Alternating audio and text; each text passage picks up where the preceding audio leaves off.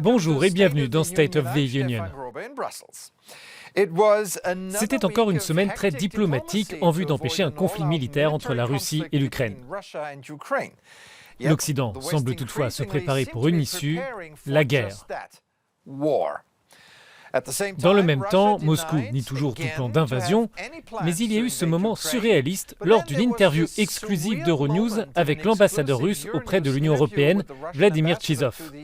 Je vous laisse écouter. Donc toutes les options sont sur la table, y compris une escalade militaire, pas celle d'une guerre nucléaire. La Russie n'emploiera pas la force nucléaire contre l'Ukraine, mais qui sait concernant des moyens conventionnels. Entre-temps, Kiev a reçu une cargaison de matériel militaire américain, des armes, des munitions et d'autres équipements, dans le but de renforcer ses défenses. Les pays européens participent aussi à cet effort, comme la République tchèque.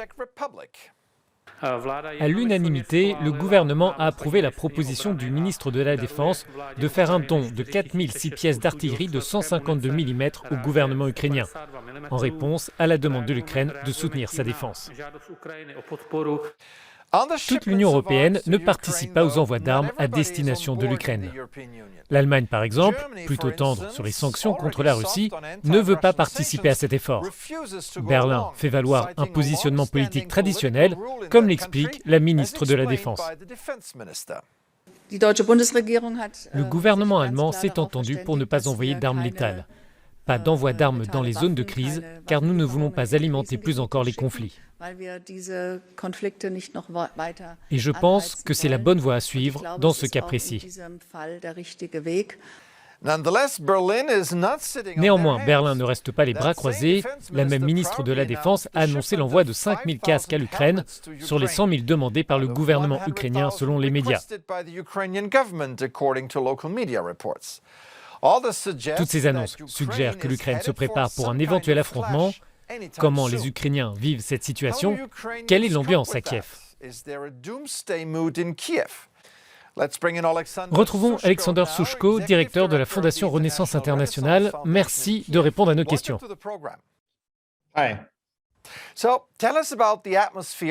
Quelle est l'atmosphère en Ukraine? Est-ce que les gens sont inquiets? Sont-ils calmes?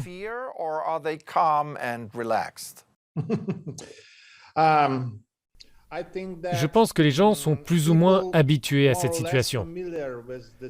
Toutefois, le niveau d'inquiétude doit être le plus élevé depuis 7 ou 8 ans.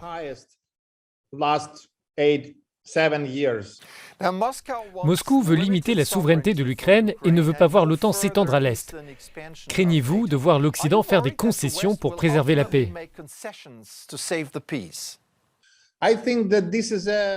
Je pense que l'OTAN, stopper l'élargissement de l'OTAN, est un écran de fumée pour Moscou.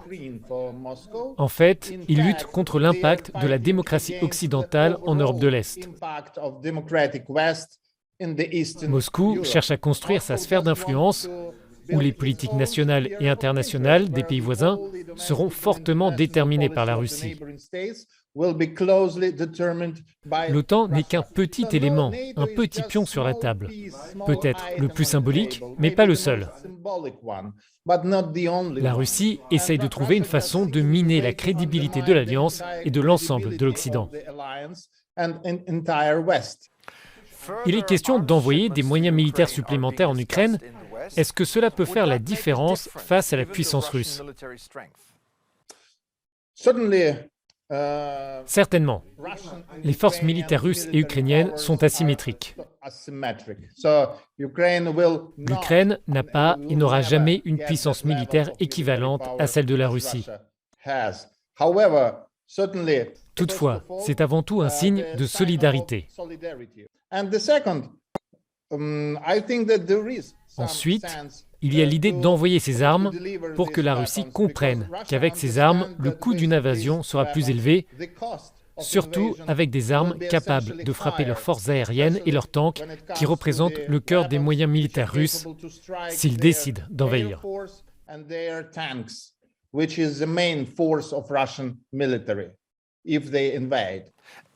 Si la Russie envahit l'Ukraine, quels seront les plans ensuite du Kremlin? Est-ce que l'Ukraine sera annexée? Est-ce que Moscou pourrait mettre en place un gouvernement fantoche? C'est difficile de savoir ce qu'ils veulent. Je pense qu'ils échoueront de toute façon. Ce qu'ils peuvent attendre réellement, c'est le refus d'une coopération totale. La Russie n'a pas assez de moyens pour garantir l'occupation des territoires les plus hostiles et des populations les plus hostiles. Cela nécessite des moyens énormes dont ne dispose probablement pas la Russie. Mais je pense que ce qu'ils peuvent essayer d'imposer, c'est un grand modèle à la bosnienne, un État dysfonctionnel fait de différentes pièces. Certaines de ces pièces seront sous le contrôle de la Russie et dès lors, l'ensemble de l'État ne fonctionnera pas. Ce sera un État en faillite. Alexander Souchko, merci d'avoir répondu à nos questions.